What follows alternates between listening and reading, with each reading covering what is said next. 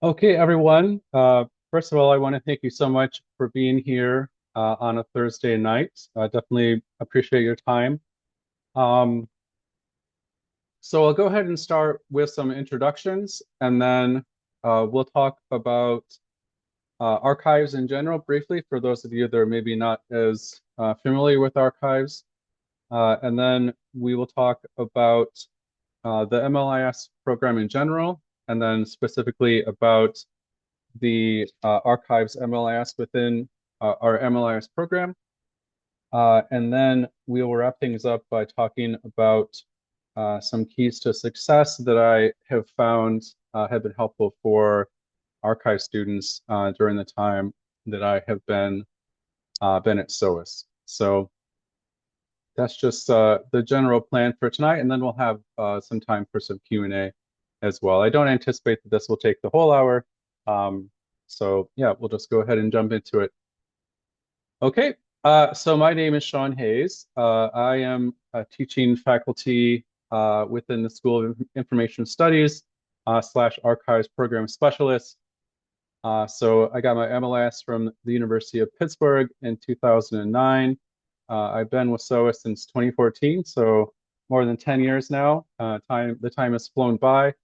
Before I came to SOAS, I was an assistant archivist at the University of Wyoming's American Heritage Center in Laramie, Wyoming for 6 years. And the courses that I typically teach are our Intro to Archives course, Archival Outreach, and our Community Archives course as well.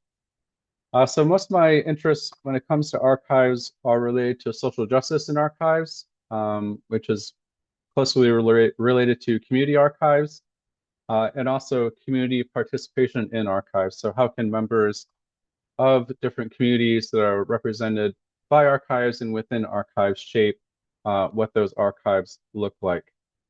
And kind of relatedly, I'm interested in how archives influence identity construction, especially among people in underserved communities. So if people in underserved communities that aren't as well represented in archives are sort of faced with a gap in history, that can limit their ability to really have a sense of their community and their connectedness to each other and to other communities in society, which can be a pretty isolating experience and something that I think archives can have a role in working against and decreasing that marginalization. So I'm kind of interested in how that whole identity construction process can look like. Okay, so that's a little bit about me. The other main instructor in the archives concentration is Dr. Donald Force. He's an associate professor within SOAS. So he got his PhD from the University of British Columbia in 2013. He's been at SOAS, I think, a year or two longer than I have. So we've both been around for quite a while now.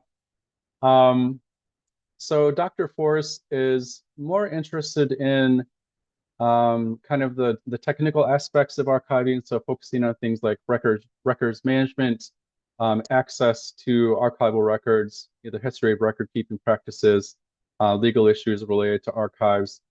So that's sort of his area of background, his area of expertise.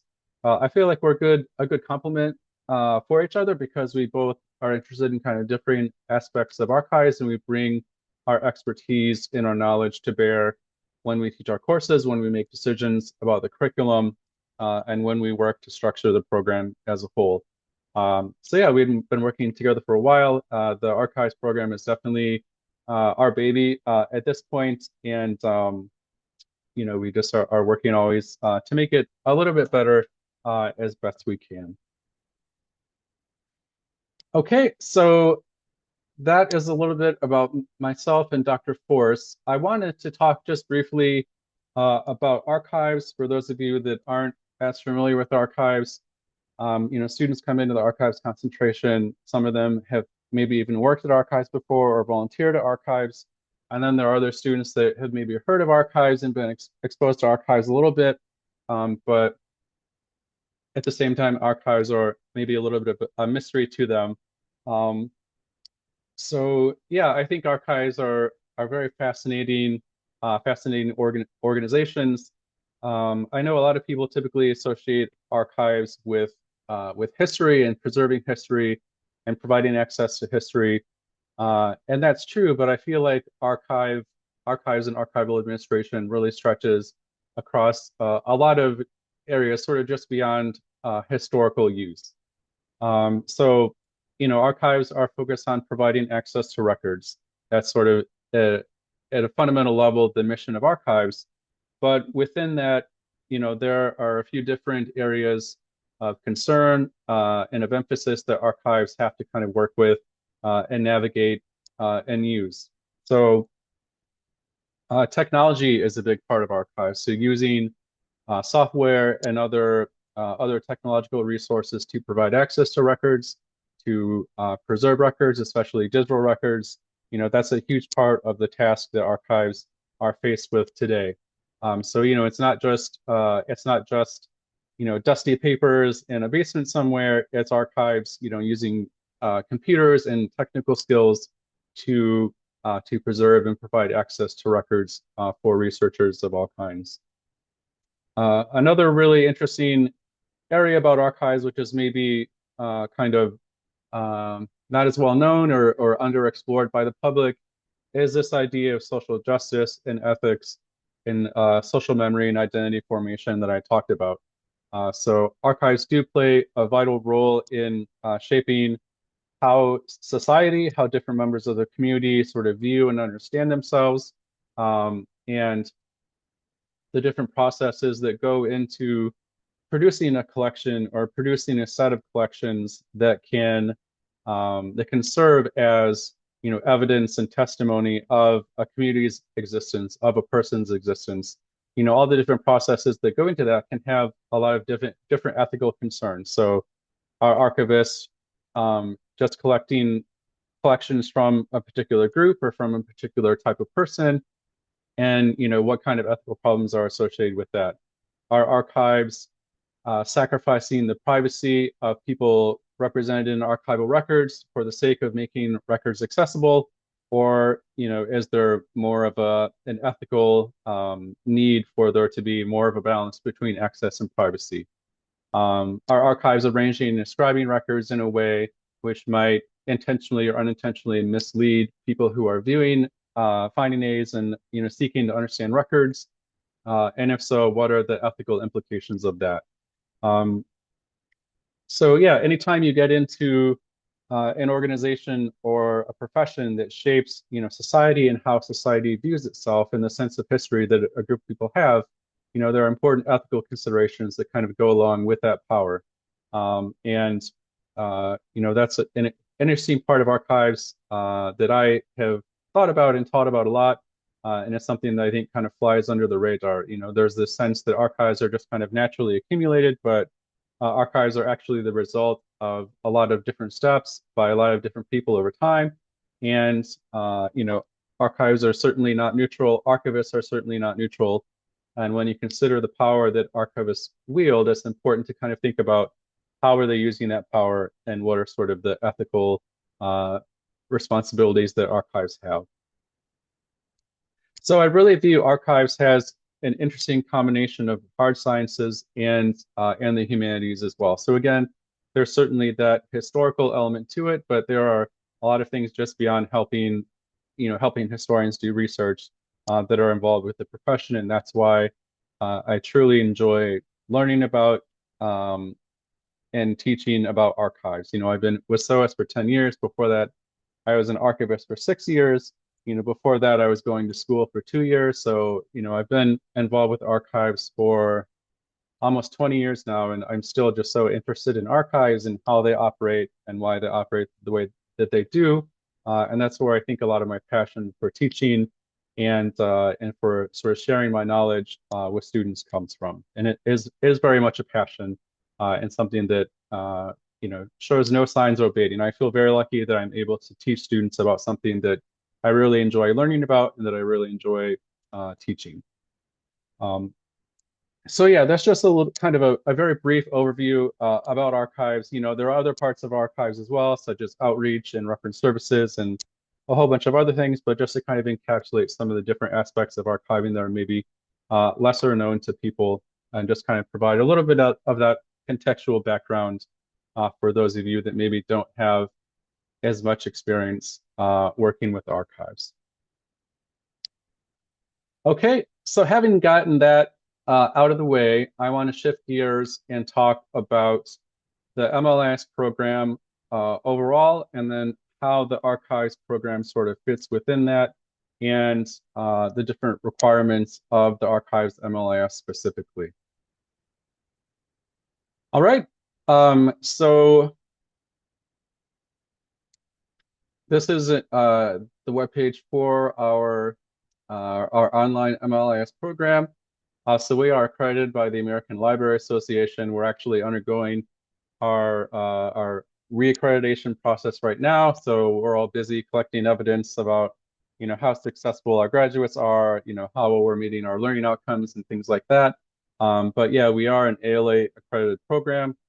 So that's sort of just like a way for us to demonstrate, our value and the quality of our program.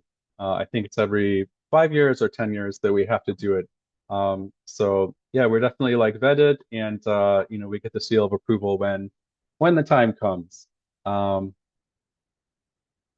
right, so I'll just skip right to the curriculum. If you have questions about financial aid or admissions or anything like that, definitely let me know, and I can connect you with resources that are better than I that can discuss that with you. But so to look at the curriculum, so your whole MLIS requires 36 graduate credits, of which 30 must be completed in library and information science. So what's nice is that you have a little bit of wiggle room as far as what those extra 6 credits look like. It could be in a related field that is not necessarily within the library and information science arena. So a nice little bit of flexibility there. If you do already have a master's degree or a doctorate in a field other than library and information science, then you may have your required number of credits reduced to 30. So you get a little bit of a bonus for having a little bit of postgraduate education under your belt. Okay, so you are required to complete the 36 credits within 7 years of your initial enrollment. Most people, I would say, probably complete it within 2 or 3 years. So usually people aren't coming up against that 7 years, but if you need it, they're there. Okay, so we'll talk briefly about some of the required courses within the overall MLIS. So these are courses that every student that wants to get the MLIS must take. So 501, which is Foundations of Library and Information Science, 511, which is Organization of Information, 571, Information Access and Retrieval, and 799, which is Research Methods and Information Studies. And this counts as the culminating experience for your degree. So for each of these courses, you're required to get a B or better in order to receive your MLIS. So that's just, those are the required courses for the overall MLIS. And as I'll talk about in just a minute, if you want to pursue the archives concentration, then there is an additional required course that you have to complete as well. All right, so I talked about the culminating experience. That's what 799 is. And then there's also a fieldwork component for your overall MLIS called Information Studies 990.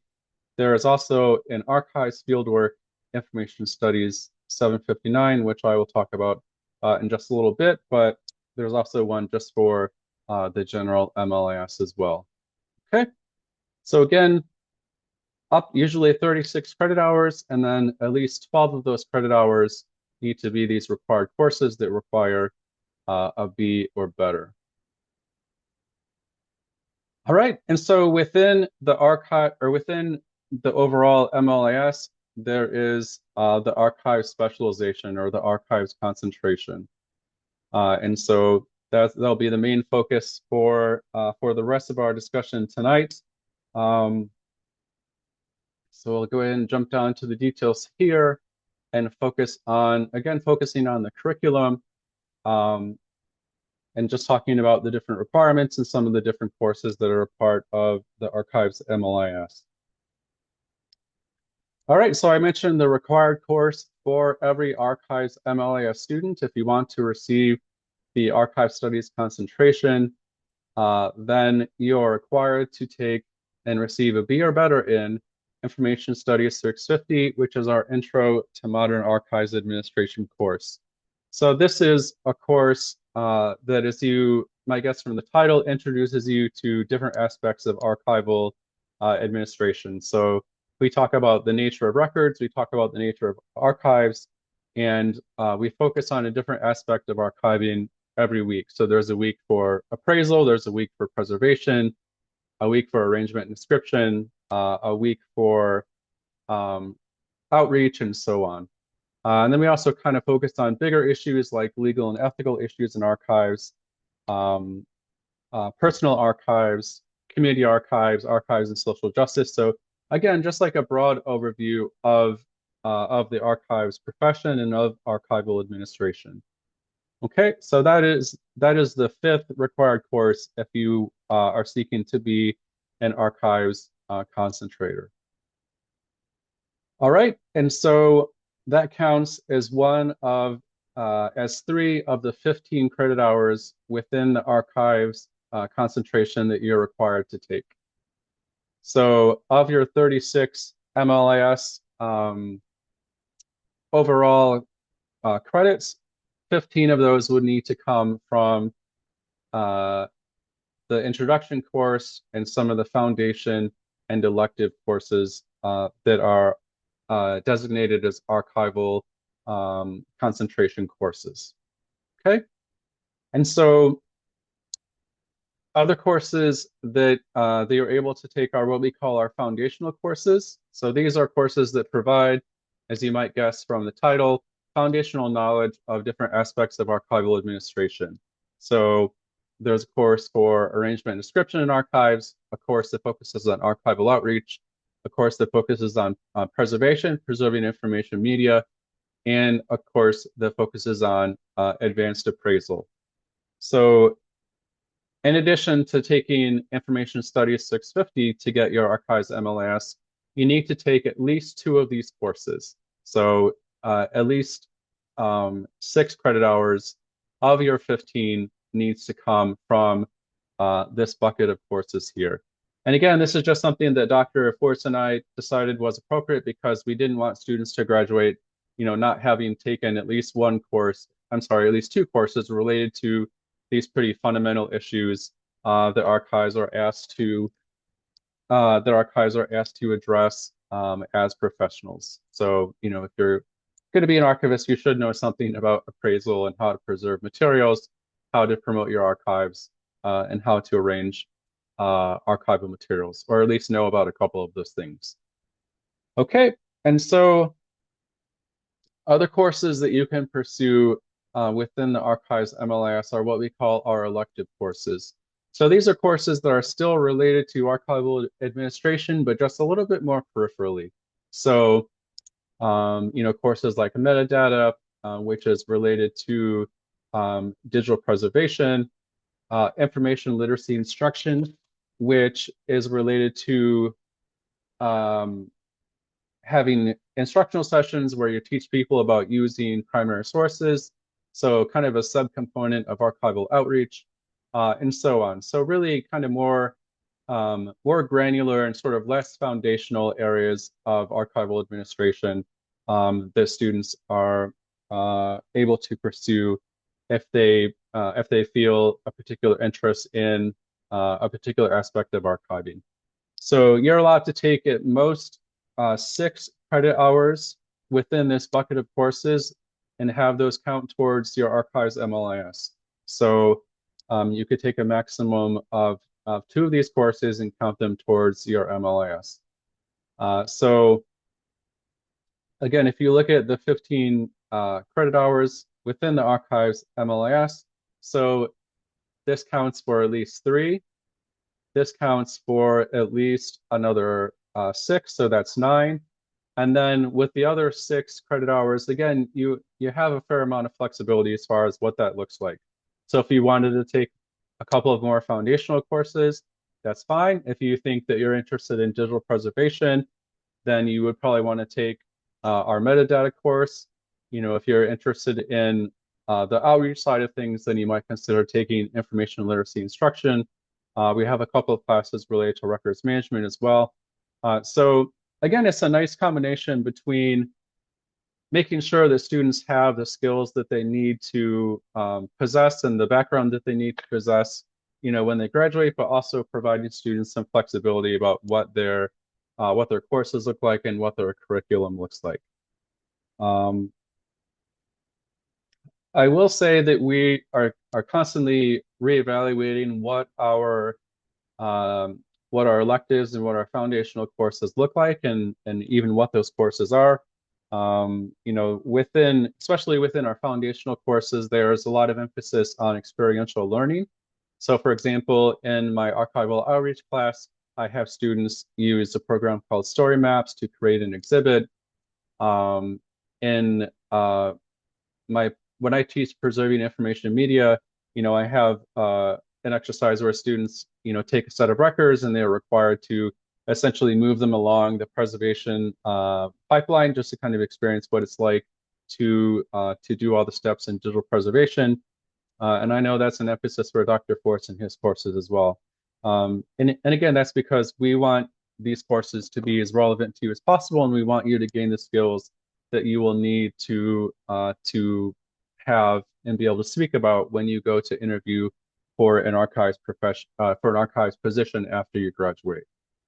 Um, we are in the process of adding an additional course to the curriculum. I'm not sure if it will end up being a foundational course or an elective course, but that course is Information Studies 410, Database Information Retrieval Systems. So focus on designing and developing different types of electronic information systems. I know it says undergraduate right here, but we do have a graduate version of this course that has been approved by SOAS. It has a few administrative um, hurdles to go through at the university level, but we're very confident that that course will be an option for archive students in the future. Hopefully, in the spring, I think is maybe an optimistic timeline for that to happen. I'm hopeful that that's when it will be in place. But again, this is just a part of Dr. Force and I kind of constantly reevaluating what we're asking students to do, making sure that students are able to graduate with the skills that they need to be successful as professionals. So a lot of the impetus for us adding this course or attempting to add this course to the archives concentration is based on a project Dr. Force did where he was looking at archival position announcements, and he saw that there was an increased demand for more technical skills and more technical knowledge. So we said, okay, well, this looks like a good course to add, and again, we're in the process of doing that. One thing that I also mentioned is that we are in the process of developing program learning objectives, so sort of broad guidelines that will inform our decisions about what we teach in our courses, how we teach things in different courses, what courses we might add in the future. So just kind of like a broad sort of blueprint for the archives program as a whole. And again, this is just related to wanting to make sure that students are getting the skills necessary to be successful professionals. And I will also add that we have recently established a board of advisors for the archives program and the archives MLIS. So archivists in the profession who are going to be involved with our decision-making process, again, about which courses are in our curriculum, and even, potentially the construction of courses that are already being taught. So I think it's always good to get that outside perspective of people who have, supervisory roles within the profession, who've been in the profession for, some time now, and just get their perspective about, essentially the quality of our program, if there are any changes that we can make to improve it, and how we can best serve our students, and again, help them graduate as successful professionals.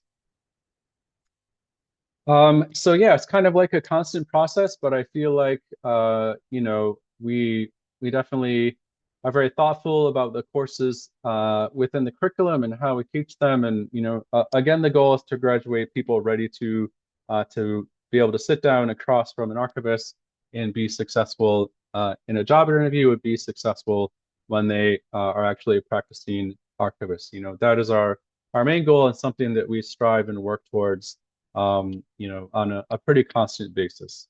So you don't have to worry about this being a program that is kind of, in stasis or stuck in the past, but this is definitely a program that is living and breathing and evolving right along with changes in the profession and changes in the skills that archivists are asked to possess. All right, so the last thing that I will talk about tonight are some of the keys to success. So, as I mentioned, I've been with SOAS for over 10 years now. I've seen a lot of students come and go, and I have over time have noticed that students that do certain things when they are in school tend to be a little bit more successful on the job market than students uh, that aren't able to or are less willing to pursue some of the different opportunities that you can pursue as a student. So the first key to success that I'll mention is something that I've already talked about, which is the courses that you take. So ideally, the courses that you take match your interest in archives. Ideally, the courses that you take will provide the kind of background knowledge and skills that you anticipate or hope to practice when you're in the profession. So again, if you are really interested in digital preservation or preservation, then obviously you want to make sure that you take Information Studies 753 and any of the related elective courses as a student. If you are interested in archival outreach and that's where your main area of focus wants to be, then it makes a lot of sense for you to take that course and maybe information literacy instruction as well. I did talk about experiential learning, and that's certainly something that's valuable as well. Just making sure that you're taking courses that have that component where you are learning new skills and working with tools that you might be asked to use in the future. So I talked about having my outreach students create an exhibit using story maps. Just a couple of weeks ago, I got an email from a student saying, hey, thanks for having us learn about story maps. It's something that I'm using on a project that I'm working on right now. And, it was helpful to have that background of story maps before I was asked to do this. And so, it always feels good when you get feedback like that. And it sort of solidifies my sense that we do offer a program that gives students the skills that they need, and that the experiential learning opportunities that we do offer to students in our courses are useful and beneficial for them down the road. So that's just a very important thing to think about. What do I want to do as an archivist, and how can I take courses that sort of match that goal and that professional orientation. Another thing that I'll talk about is professional engagement. So, one great resource for professional engagement are the different archival organizations that are out there. So there's the Society of American Archivists, which is the national professional archival organization. And then there are also regional archival organizations as well. So for instance, in the Midwest, we have the Midwest Archives Conference. There's one in more centered on New England called the Mid-Atlantic Regional Archives Conference, I think it is. There's one for the Southwest. There's one for the Pacific Northwest. There's one for the Rocky Mountain region. So every part of the country has a regional archival organization that you can become involved with as well. And then there are even some that are in cities. Like there's one in Chicago, there's one in Minneapolis, and there are kind of regional ones that are a little bit smaller as well. For instance, here in Milwaukee, we have the Southeast Wisconsin Archives Group, or they like to call themselves SWAG. So yeah, all these different archival organizations are great because they provide a lot of opportunities for students to get involved in the archival profession. So whether it's serving as an officer within these organizations, whether it is joining a section or a roundtable and learning more about archives, about an area of archives that interests you, and more importantly, meeting other people who are interested in that aspect of archiving and may have jobs related to that area of archiving. That can be a really valuable way not only to learn more about archiving, but to do some really valuable networking as well. The archives profession is fairly small. I won't say that everyone knows everyone, but oftentimes, people in the profession know a lot of other people in the profession. So if you can join a roundtable or a section or become an officer or get involved in these professional organizations, in some way, that can kind of get your name on the radar a little bit, and that can be a person who can, be a reference for you in the future. Maybe talk to someone that is hiring, and they can help you out from a networking perspective as well. So really, it's a win-win. The third key to success that I'll talk about before I open the floor up to Q&A is an equally important one, which is professional development. So working to get experience and skills as an archivist that can kind of separate you from other people that are also seeking archival positions at the same time you are. So a key way that students can obtain professional experience is by taking our Information Studies 759 Fieldwork and Archives and Manuscripts course. So this is where you are matched with an archive and you work in that archive throughout the semester. For every 1 credit hour that you wish to receive, you need to complete 50 hours of fieldwork. Students typically take 3 credit hours, and so they work 150 hours throughout a semester. And yeah, it's just a great way to learn about the day-to-day things that archives are involved with, to get involved with things like processing collections, answering reference requests, carrying out digital preservation, working on outreach. Last semester, we had a student who worked on a exhibit related to segregation in Milwaukee, which was just amazing.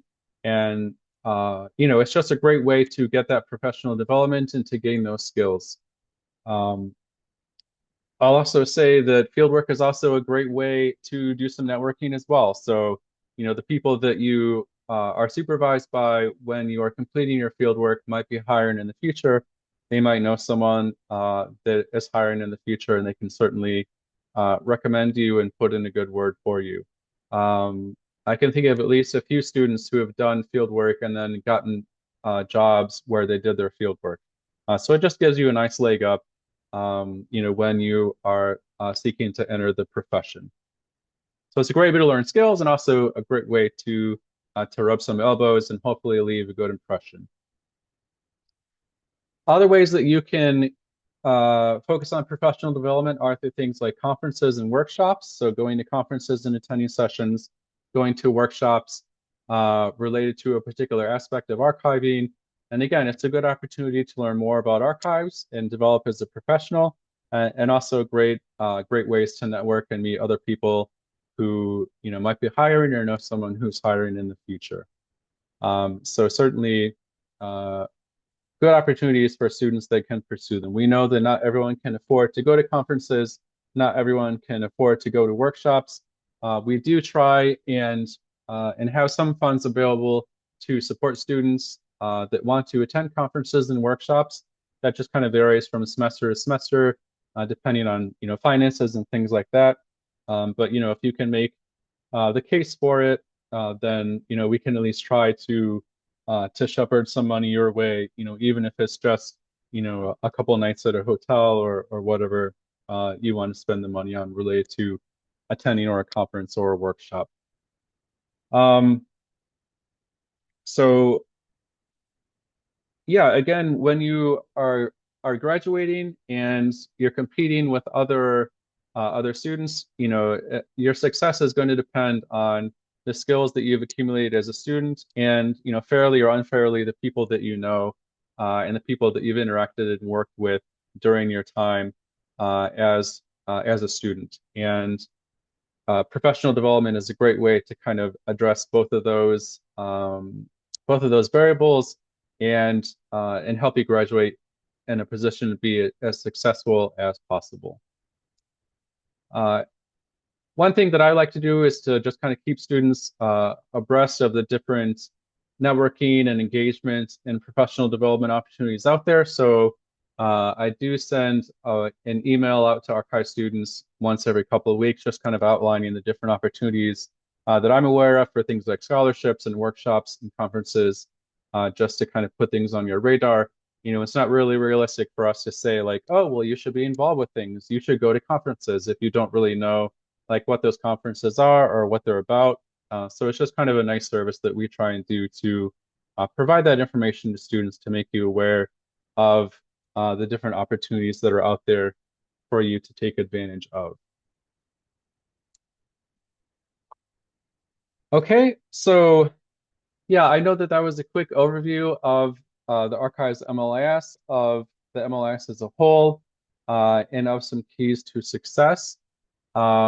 So what I will do right now is I will again stop the recording to protect the privacy of anyone that wants to ask a question, and then I'll open up the floor to some questions if anyone has them. So I'll go ahead and stop sharing.